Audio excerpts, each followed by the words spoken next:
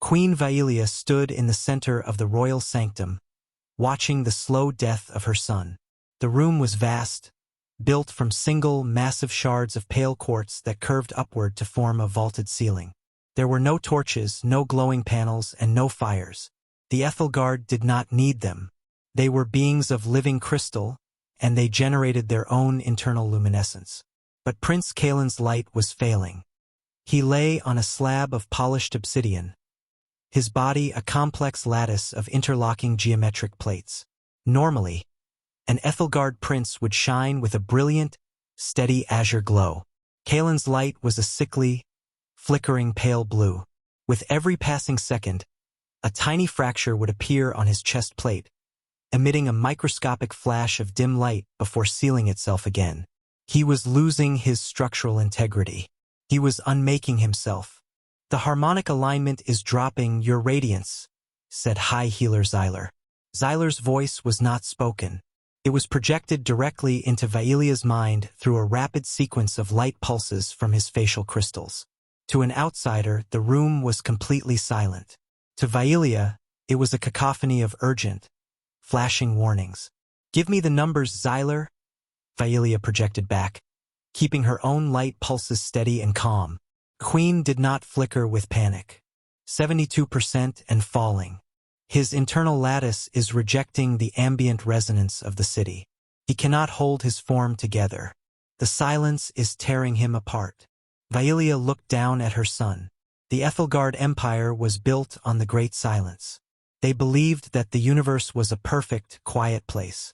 Sound was a chaotic vibration, a messy disruption of physical matter.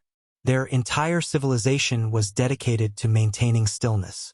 They communicated through light, moved with frictionless grace, and built their cities in perfect, motionless symmetry. But Kaelin was born with a defect. His internal lattice was too dense, too rigid. He could not process the silent light pulses of his own people. He was fading away, unable to anchor his consciousness in a world of perfect stillness. "There must be another treatment," Vaelia flashed, her azure light dimming slightly in grief. "We have tried the harmonic baths. We have tried the resonance chambers. We have tried isolating him from the city's frequency. We have tried everything, my queen," Xyler replied. His light pulses slow and mournful. "His defect is absolute. He requires a stimulus that does not exist in our nature. He is starving for something we cannot provide." Vaelia turned away from the slab.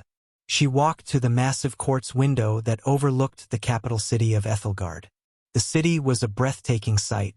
Spires of pure crystal reached into the sky, catching the light of the twin suns and scattering it in brilliant rainbows.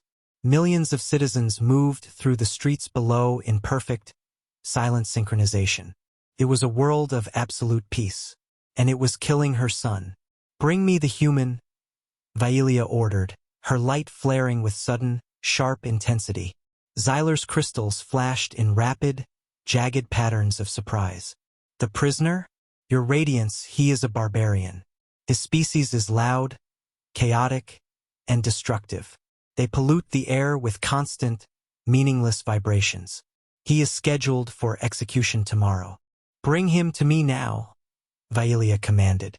"If my son is starving for something we cannot provide, perhaps the creature who thrives on chaos knows what it is." Elias Thorne sat in his cell, tapping his fingers against his knee. The cell was a smooth, featureless box of white crystal. There were no bars, just a solid door that dissolved into mist when the guards wanted him to move. It was the most secure prison in the galaxy, and it was driving him insane. Elias was a xenobiologist and an acoustic engineer from Earth. He had been part of a diplomatic survey team sent to the Ethelgard Empire. The mission had gone wrong almost immediately. The Ethelgard found human vocal cords offensive. They found the sound of human footsteps, breathing, and heartbeat to be aggressive physical pollution. When Elias had accidentally dropped a metal toolbox in the Grand Hall, the resulting clatter had caused 3 Ethelgard diplomats to suffer minor structural fractures from the shock. He had been arrested for acoustic assault. He was expecting to be executed. He had made his peace with it. But when the door dissolved and two towering crystal guards stepped inside, he was surprised. Human Elias Thorne. The lead guard projected into his mind via a translation collar clamped around Elias's neck. The collar converted the light pulses into flat, synthetic English. You are to accompany us to the royal sanctum. Elias stood up, brushing off his dusty uniform. Am I being moved to a better cell? Or is this the walk to the gallows? The guard did not answer. They simply turned and glided down the hallway. Elias followed, his heavy boots making a dull thud on the crystal floor. The guards flinched slightly with every step. Elias smiled grimly and walked a little heavier. They led him through the winding, silent corridors of the palace. Elias looked around, his scientific mind analyzing everything. The architecture was incredible. The Ethelgard didn't use mortar or joints. They grew their buildings by singing to the crystal at a molecular level. Wait, no, they didn't sing. They used focused light to guide the molecular growth. It was a silent, beautiful process. But Elias had noticed something during his brief time in the city. The crystal was brittle. When a micrometeorite had struck the palace dome a week before his arrest, the damage had been severe. The crystal didn't bend or absorb the shock. It shattered. The Ethelgard had evolved to be perfectly still, which meant they had lost the ability to absorb kinetic energy. They were brought into the royal sanctum. Elias stopped in his tracks. The room was massive, cold, and blindingly bright. In the center lay a figure on an obsidian slab. It was a young Ethelgard, his light flickering weakly. Standing beside him was a taller, more intricately faceted being. Her light was a deep, commanding royal blue. Queen Vaelia. Elias had only seen her in holographic briefings. Up close, she was terrifyingly beautiful. Her body was a masterpiece of geometric perfection, every facet cut to catch and reflect light. Human. Vaelia's voice echoed in his mind through the translation collar, felt cold and sharp, like ice water. You stand before the Queen of the Ethelgard. You will remain silent. You will not vibrate your vocal cords. You will communicate only through the translation matrix. Do you understand? Elias nodded slowly. I understand your radiance. Vaelia pointed a crystalline finger at the dying prince. This is Prince Kalen. He is dying. Our greatest healers cannot save him. His lattice is collapsing because he cannot process the silence of our world. He is rejecting the great stillness. Elias looked at the prince. He stepped closer, ignoring the guards who tensed at his movement. He looked at the microfractures appearing on the boy's chest. He looked at the way the light pulsed. It wasn't just fading. It was stuttering. Can I examine him? Elias asked.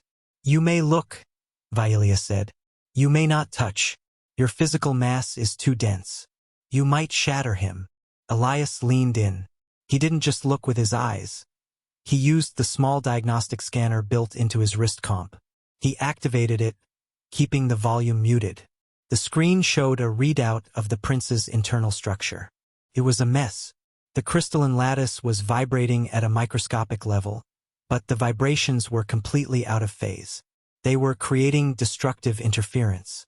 The prince's own internal energy was tearing him apart because there was no external rhythm to anchor it. He's experiencing destructive resonance, Elias muttered, forgetting himself for a second. The sound of his voice made the guards step back. Vaelia's light flared angrily. Control your noise, human. Explain. Elias cleared his throat and spoke softly, letting the collar translate. Your son's internal structure is vibrating, but because there is no external sound, no external rhythm in your world to match it, the vibrations are bouncing off his own internal walls. They are colliding and canceling each other out. It's like a bridge collapsing because the wind matches its natural frequency. He needs an external anchor. He needs a counter-rhythm. We have no rhythm, Xyler flashed from the corner. Rhythm is chaos. Rhythm is the domain of the human barbarians. Rhythm is just organized time, Elias said. It's math. It's physics. Your son doesn't need chaos. He needs a specific, structured vibration to stabilize his lattice. He needs to hear. Hear? Vaelia asked. The concept was alien to her. The Ethelgard did not have ears. They perceived the universe through light and gravity. Sound, Elias corrected. Physical vibrations traveling through a medium. Your world is perfectly silent. That's why he's dying. The silence is starving his lattice of the kinetic feedback it needs to hold together. Vailia stared at him. You are suggesting we subject my son to the toxic pollution of human noise? I am suggesting we subject him to music, Elias said. Or at least a pure, structured tone. If I can find the right frequency, I can stop the destructive interference. I can save his life. The room was silent for a long moment. The only movement was the weak, stuttering flicker of the prince's light. Show me, Vailia finally said. Elias didn't have his equipment. It had been confiscated. But he was an engineer. He didn't need a laboratory to understand physics. He needed a baseline. He reached into his pocket. The guards raised their weapons, their facets glowing with threatening red light. Easy, Elias said, moving slowly. I just need a tool. He pulled out a small, two-pronged piece of metal. It was a tuning fork. He always carried one. It was a grounding technique, a piece of earth he kept in his pocket to remind him of home. He struck it against the heel of his boot. A pure, clear note rang out in the silent sanctum. Ping. The sound was small, but in the absolute silence of the Ethelgard, it was like a thunderclap. The guards flinched. Zyler's light flashed in panic. But Elias wasn't looking at the guards. He was looking at the prince. The moment the sound wave hit Prince Kalen, the stuttering flicker of his light stopped. The microfractures on his chest plate halted their expansion. For 3 seconds, the prince's light burned with a steady, brilliant, unbroken azure glow. Then, the sound faded. The stuttering returned. The fractures began to spread again. Strike it again, Vailia commanded, her light pulsing with sudden, fierce hope. Elias struck the tuning fork again. Ping. The prince's light stabilized. The fractures stopped. Do it again, Zyler flashed, his previous objections forgotten in the face of empirical evidence. Elias struck it a third time. Ping. Keep it going, Vailia ordered. Do not let the vibration stop. Elias struck the fork against his boot, over and over. Ping, ping, ping. With every strike, the prince's light grew a fraction stronger. The destructive interference in his lattice was being smoothed out by the external, rhythmic kinetic energy. But Elias's arm was getting tired. The tuning fork was small, and the sound it produced was decaying too quickly. The prince's light would fade between strikes. I need more power, Elias said, breathing heavily. This is just a temporary patch. The frequency is right, but the amplitude is too low. I need a continuous wave. I need a speaker. Build one, Vailia said. You will have access to the royal forges. You will have whatever materials you require. But if you fail, human, if you harm him with your noise, I will shatter you myself. I won't fail, Elias said. He was escorted out of the sanctum, his mind racing. He had found the key. The Ethelgard were silicate-based lifeforms. Their bodies were essentially giant, complex tuning forks. They had evolved in a silent environment, so they never developed the ability to process external sound. But their physical structure still reacted to it. Prince Kalen wasn't just deaf to sound. His body was literally starving for it. The silence of the Ethelgard world was causing his internal structure to experience destructive resonance.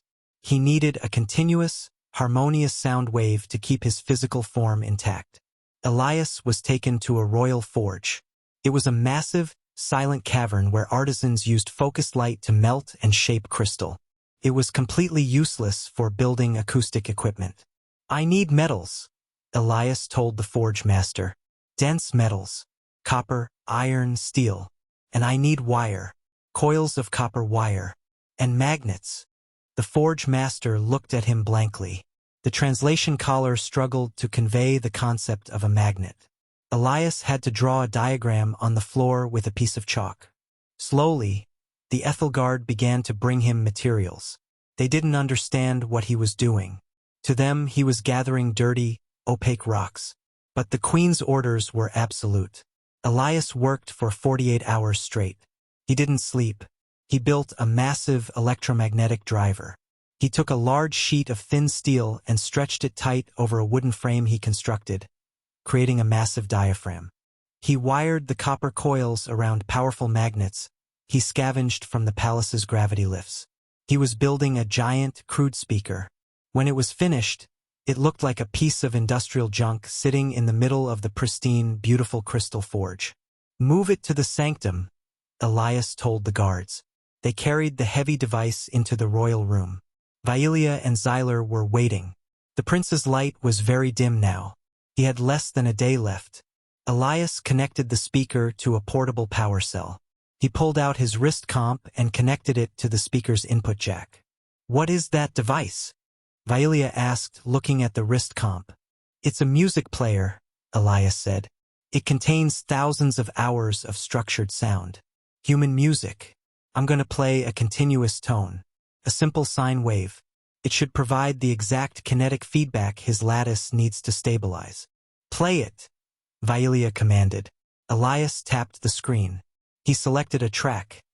A pure, continuous 440 Hz sine wave.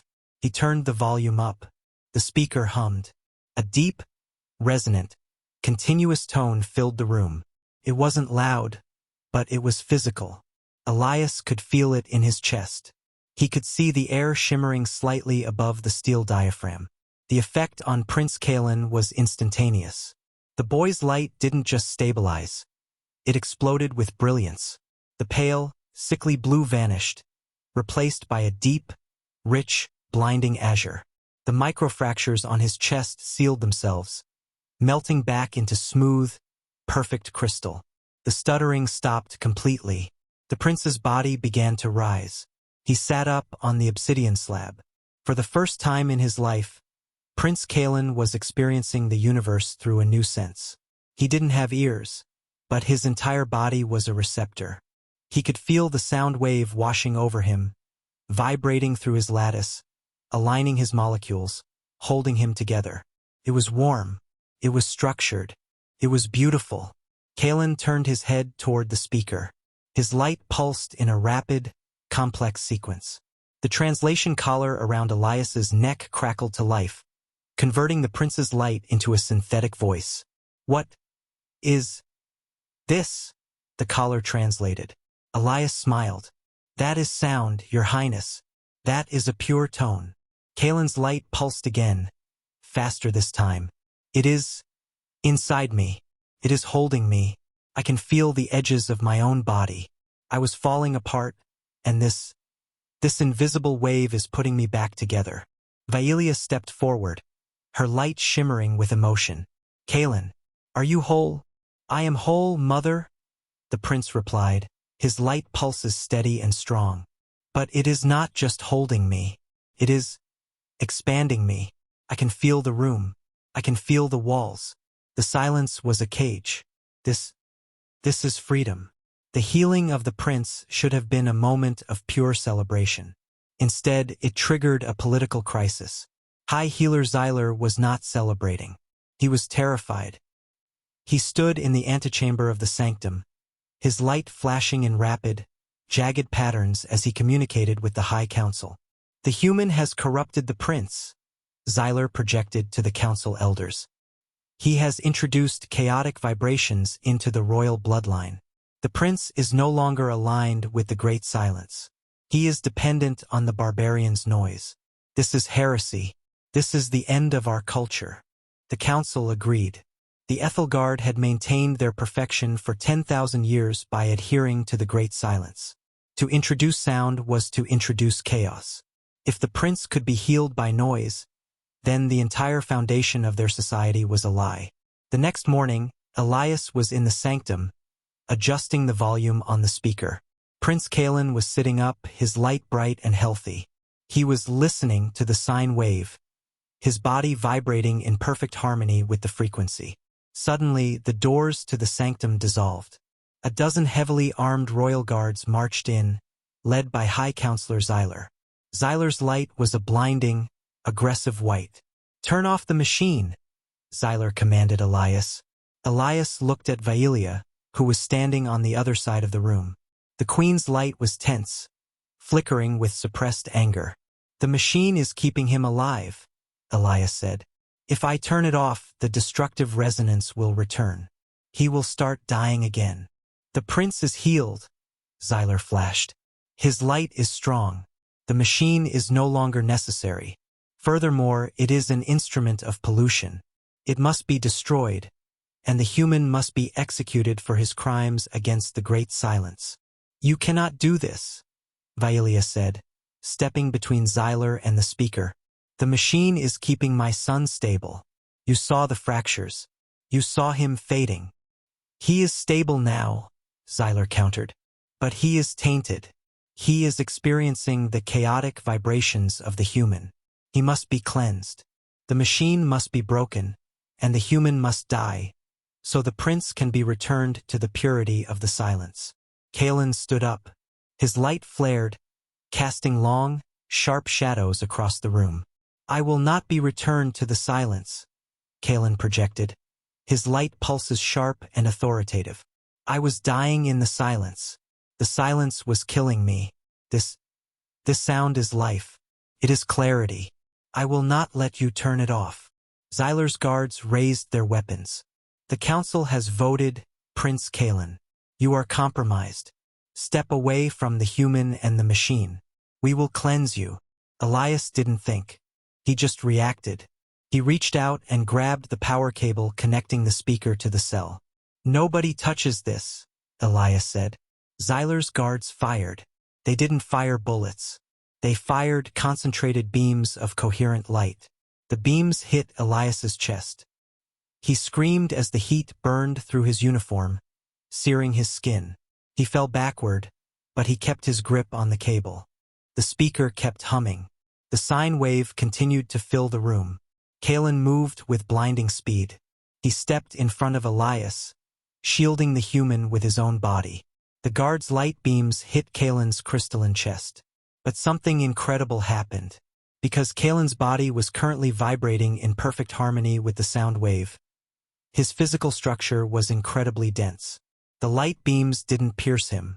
They hit his vibrating lattice and scattered, diffracting into a dozen harmless, rainbow-colored beams that bounced off the walls.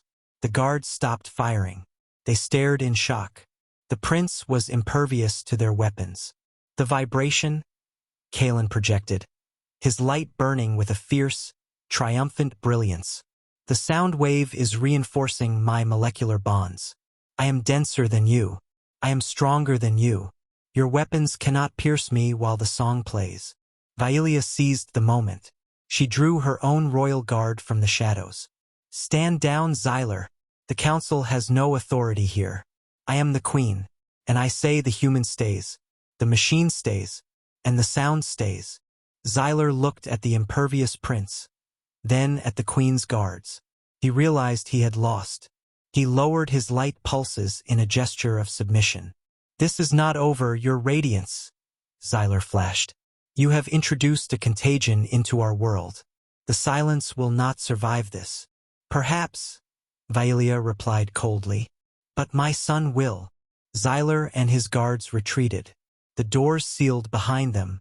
Elias lay on the floor, clutching his burned chest. Kalen knelt beside him, his light pulsing with a soft, warm, golden hue. A color Elias had never seen an Ethelgard produce before. It was a color of empathy. You are injured, Kalen's translation caller said. I'm fine, Elias grunted, sitting up. Just a burn. I need to fix the cable. You saved me, Kalen said. You gave me the song. We're not done yet, Elias said, looking at the speaker. This sine wave is just a band-aid. It's keeping you alive, but it's not a cure. Your body needs more than just a single frequency. It needs complexity. It needs to learn how to process different sounds, or your lattice will eventually adapt to the sine wave and reject it again. Then teach me, Kalen said. Teach me the music of your world. Over the next few weeks, the royal sanctum was transformed. It was no longer a place of silent meditation. It was a laboratory of acoustics, Elias, his chest bandaged, worked tirelessly. He built more speakers. He built amplifiers. He ran cables through the pristine crystal halls of the palace. The Ethelgard servants, initially horrified by the noise, slowly grew accustomed to it. They found that when the speakers were playing, the crystal walls of the palace felt warmer, more solid. The microfractures that constantly appeared in the architecture due to thermal expansion stopped forming. The sound was literally healing the city. Elias introduced Kalen to different sounds. He started with rhythm. He built a simple drum from a hollowed-out crystal log and a stretched membrane. He taught Kalen how to strike it. Thump, thump, thump. Kalen was fascinated. "It is like a heartbeat," the prince observed. "It is the sound of time passing. It gives the silence a shape." Next, Elias introduced melody. He brought out a small wooden flute he had carved from a piece of scavenged ship timber. He played a simple, haunting human folk tune. Kalen's light shifted through a dozen colors as he listened. "The notes are connected," he said. "They rise and fall. They create a path for the mind to follow. In the silence, our thoughts are a flat plain. This is a landscape. It has hills and valleys." Elias smiled. He was teaching a being who had lived in a two-dimensional sensory world how to experience the third dimension of sound. But the real breakthrough came when Elias introduced harmony. He hooked up 3 different speakers, each playing a different note. He played a simple C major chord. The effect on Kalen was profound. The prince's body began to glow with a blinding, multi-layered light. His internal lattice, which had been a simple, single-layered structure, began to grow. New, complex geometric patterns formed within his chest. He was evolving. "The frequencies are interacting," Kalen said, his voice trembling with awe. "They are not just holding me together. They are building new structures inside me. The sound it is coding my physical form. It is upgrading my lattice." Elias realized then what was really happening. The Ethelgard weren't just silicon-based lifeforms. They were biological computers. Their crystal lattice was a physical hard drive. The Great Silence had kept them in a state of suspended animation, preventing any physical or mental evolution. Sound was the data.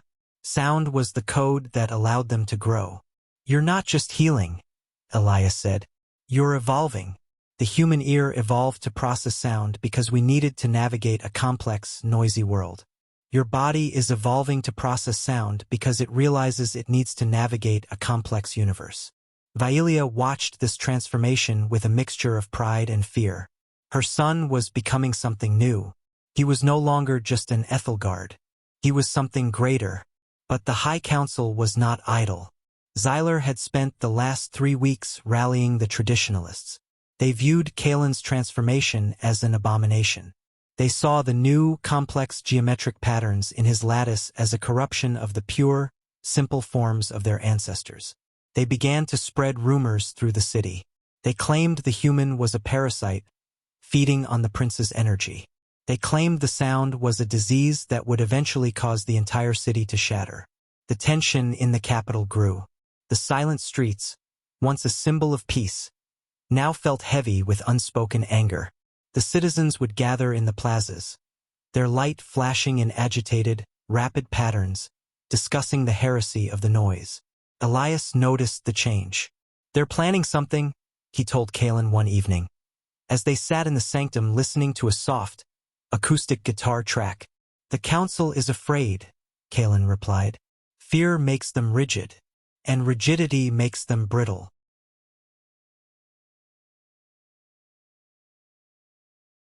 "They might try to take the city by force," Elias said. "Xyler controls the military guard. If he decides you are too corrupted to rule, he will stage a coup." "Let him try," Kalen said, his light glowing with a steady, confident azure. "I am no longer the fragile boy who lay on the obsidian slab. I am resonant. I am whole." "It's not just about you," Elias said. "It's about the people. If Xyler convinces the military that the sound is destroying the city, they will tear down the speakers. They will kill me, and they will force you back into the silence." Kalen looked at the speakers. Then we must show them the truth. We must show them that the sound does not destroy. It builds. How? Elias asked. We can't just play them a song and expect them to understand. They've been conditioned for 10,000 years to hate noise. Kalen's light pulsed with a sudden, brilliant idea. We do not just play them a song. We play them the world. Elias, you said the sound is healing the city. You said it is stopping the microfractures in the architecture. Yes. Then connect the speakers to the city, Kalen commanded. Connect them to the central tectonic resonators beneath the palace. Amplify the sound. Let the entire city feel it. Let them feel the truth in their own bodies. Elias's eyes widened. You want to turn the entire capital city into a giant speaker. I want to turn it into an instrument, Kalen corrected. Play the chord, Elias. Play the harmony. The coup began at dawn. Xyler led 5,000 royal guards into the central plaza. They moved in perfect, silent synchronization, a sea of flashing white light. They carried heavy resonance cannons, weapons designed to shatter crystal by introducing chaotic, destructive frequencies. They marched toward the palace, intending to storm the sanctum, destroy the humans' machines, and depose the queen. Inside the palace, Elias was working frantically.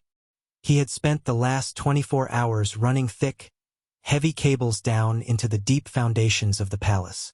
He had connected the main audio amplifier to the planet's natural tectonic resonators, massive crystalline pillars that extended deep into the planet's crust. There at the gates, Violia said, her light flashing with urgent warnings. Xyler has demanded our surrender. He claims the prince is a monster. Give me 2 minutes, Elias said, his hands flying across the control panel.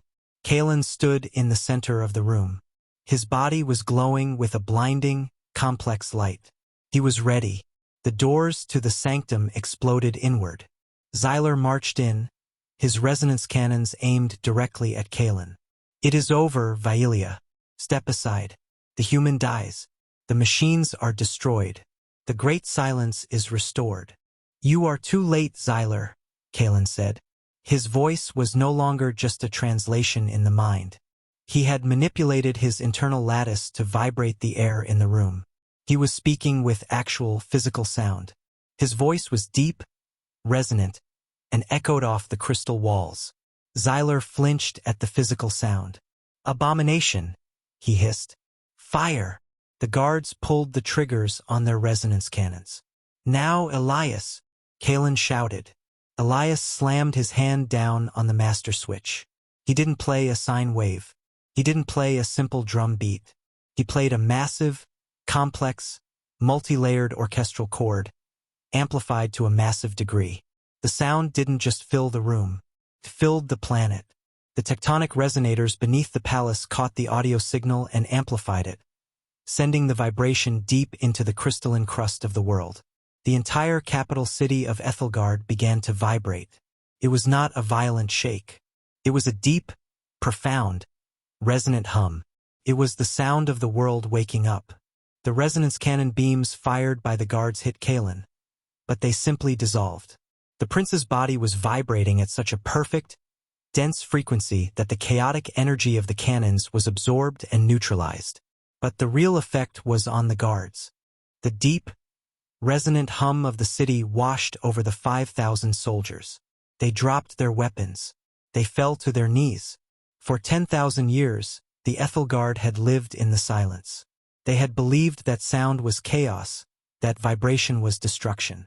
But as the deep, harmonic chord resonated through their own crystalline bodies, they realized the truth. The sound didn't hurt them. It aligned them. The microfractures in their own bodies, the tiny flaws and stresses they had lived with for centuries, suddenly smoothed out.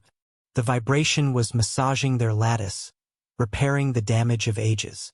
It felt like a warm, golden light washing over their souls. Xyler stood in the center of the room, his weapons clattering to the floor. His light, which had been a harsh, aggressive white, slowly shifted to a soft, peaceful blue. He looked at his hands. The tiny, invisible cracks in his fingers were gone. He was perfect. He looked at Kalen. The prince was standing tall, his body a masterpiece of complex, beautiful geometry, glowing with a light that was brighter and more beautiful than any Ethelgard in history. The silence was not peace, Xylar whispered, his voice trembling. He used his own vibrating lattice to speak, his physical voice raspy and unused. The silence was stagnation. We were slowly breaking apart, and we called it perfection. Kalen walked over to Xylar. He placed a hand on the older crystal's shoulder. The vibration from Kalen's touch sent a ripple of warm, harmonious light through Xylar's body. "We were asleep," Kalen said gently. "The human woke us up." The coup ended without a single shot being fired. The military guard, experiencing the profound healing and alignment of the planetary resonance, immediately pledged their loyalty to Queen Varelia and Prince Kalen. Xylar resigned from the High Council, requesting only to be allowed to sit in the sanctum and listen to the music.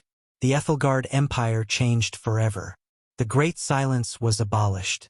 In its place, the Ethelgard embraced the Great Symphony. Elias Thorne was not executed. He was named the first composer of the realm. He was given a massive laboratory and unlimited resources. He didn't just build speakers, he built instruments. He taught the Ethelgard how to shape their own bodies to produce sound. He taught them how to sing.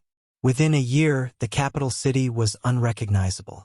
It was no longer a silent, static monument to stillness. It was a living, breathing, singing city. The Ethelgard walked through the streets, their bodies humming with complex, beautiful melodies. They communicated not just with light, but with harmony. Their society became more empathetic, more creative, and more vibrant. The microfractures in the city's architecture disappeared completely. The buildings grew stronger, more intricate, reaching higher into the sky, shaped by the resonant frequencies of the citizens' songs. Prince Kalen became the greatest ruler the Ethelgard had ever known. He was no longer the fragile, dying boy. He was a being of immense power and wisdom, his body a perfect, complex lattice of crystal and sound. He led his people into a new era of exploration and art. One evening, 5 years after the accident with the tuning fork, Elias stood on the balcony of the palace with Kalen. They looked out over the city. The suns were setting, casting long golden shadows across the crystal spires. The city was singing. It was a massive, complex, beautiful chorus of millions of voices, blending together in a perfect, harmonious symphony. It was the sound of a world alive. "It is beautiful," Kalen said, his physical voice rich and melodic. "It is," Elias agreed. He took a sip from a glass of wine. "You know, when I first got here, I thought your world was the most boring place in the galaxy. Perfectly quiet, perfectly still."